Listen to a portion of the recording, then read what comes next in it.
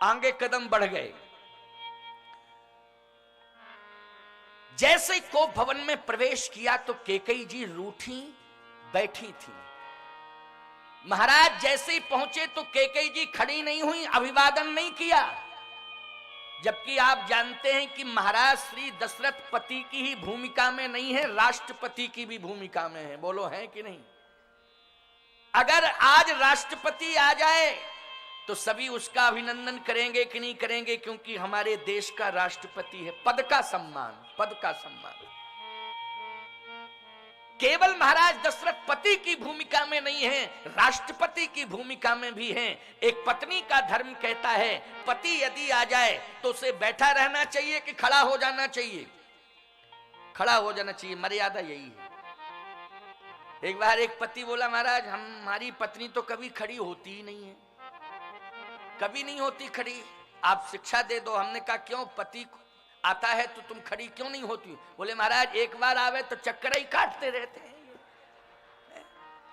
अरे इनको कम से कम ये सोचना चाहिए कि घर की बहुत जिम्मेदारियां हैं। अरे घर में ही नहीं रहें, घर की जिम्मेदारियों को संभालें, समाज की जिम्मेदारियों को संभालें, और हमारे पति हैं, हमारा गौरव बढ़ेगा। अगर ये कुल और समाज की जिम्मेदारी के साथ साथ देश की जिम्मेदारी को संभालें तो हमारा गौरव बढ़ेगा। इसलिए आप इन्हें शिक्षा दो कि ये समाज की जिम्मेदारी संभालें। याद रखना, केवल जिंदगी घर में ही मत घुस के बिताओ, नारकीय जीवन मत करो। यदि तुमने जन्म लिया है तो केवल अपने जीने के लिए नहीं लिया है, अपने खाने के लिए नहीं लिया है, तुमने जीवन लिया है समाज और राष्ट्र की सेवा करने के लिए लिया है। इसलिए अपने जीवन को समाज और राष्ट्र की सेवा में लगा दो। ये जीवन प्रमादी बनाने की जरूरत नहीं है, आलसी बनाने की जरूरत नहीं है कि खाली हो पड़े पड़े सो रहे हो, कुछ काम नहीं करना है। आलसी प्रमादी जीवन को भगवान भी स्वीकार नहीं करते हैं। इसलिए मैं कहना चाहता हूं कि अपने अपने जीवन को राष्ट्र और समाज की सेवा से जोड़ो। हमारी माताएं आज अपनी संतान को राष्ट्र की सेवा से जोड़ें। आज हम यदि कथा कह रहे हैं तो आज देश की सुरक्षा में लगे सैनिकों के बल पर भगवान की कृपा और देश के सैनिकों का बल, इन दोनों के द्वारा आज हमारा यज्ञ सफल हो रहा है। अगर हमारे देश के नौनिहाल सैनिक बन करके देश की रक्षा न करते होते तो आज बोलो हम शांति से जीवन व्यतीत कर पाते क्या? धन्य है वो सैनिक। मैं कहता हूं उनकी भी एक बहुत बड़ी तपस्या है, जो इस समय भीषण गर्मी में भी बॉर्डर पर लगे हुए हैं, भीषण सर्दी में भी बॉर्डर पर लग के हमारे देश की रक्षा करते हैं। याद रखना, जिंदगी मौत की लड़ाई लड़के हमारे देश की रक्षा कर रहे हैं। उनको केवल देश दिखाई दे रहा है, अपना जीवन नहीं दिखाई दे रहा है, केवल उन्हें देश दिखाई दे रहा है। वो देश के पीछे अपनी जिंदगी को कुर्बान करना चाहते हैं। ये संस्कार माताओं आपने दिया है अपने बच्चों को। इसलिए मैं ये चाहता हूं कि अपने लिए नहीं, अपने देश के लिए जियो। आलसी प्रमादी जिंदगी मत जियो, अपने राष्ट्र के लिए जियो। उत्साहित होकर के राष्ट्र की सेवा करो, समर्पित होकर के राष्ट्र की सेवा करो। राष्ट्र के लिए जियो, देश के लिए जियो, धर्म की रक्षा के लिए जियो। आज दशरथ जी महाराज जैसे प्रवेश करते हैं तो कैकेयी रूठी बैठी थी। महाराज श्री दशरथ ने समीप में जाकर के कहा, कारण क्या है कि तू रूठी है, नाराज क्यों है ये बता। तू साहसी है, तेरे साहस को मैंने देखा है कि देवासुर संग्राम में तू सारथी बन करके मेरे रथ का संचालन कर रही थी, और यदि उस देवासुर संग्राम में विजय मिली थी दशरथ को तो तेरे बल और शक्ति पराक्रम के कारण मिली थी। लेकिन आज तू रूठी बैठी है, कारण क्या है बता, कारण क्या है। कैकेयी ने कहा कि कारण रूठने का है, उसको समझने के बाद आप मेरे मन की संतुष्टि करेंगे क्या? दशरथ जी ने कहा क्यों नहीं। तो कैकेयी ने कहा, दैन कहूं मह दोई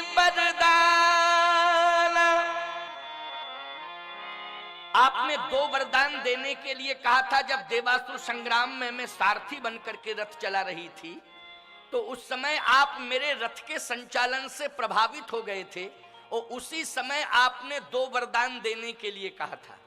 और आज मौका आ गया है, मैं लेना चाहती हूं। आप देंगे वो दो वरदान के बदले में जो मांगूंगी?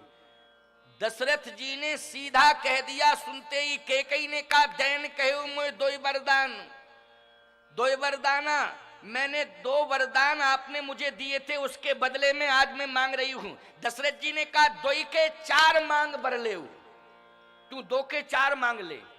कैकेयी जी ने कहा, कभी भी असंतुलित भाषा का प्रयोग नहीं करना चाहिए महाराज, हमेशा संयमित और संतुलित भाषा का प्रयोग करना चाहिए। मैं दो मांग रही हूं, आप चार की बात कर रहे हैं।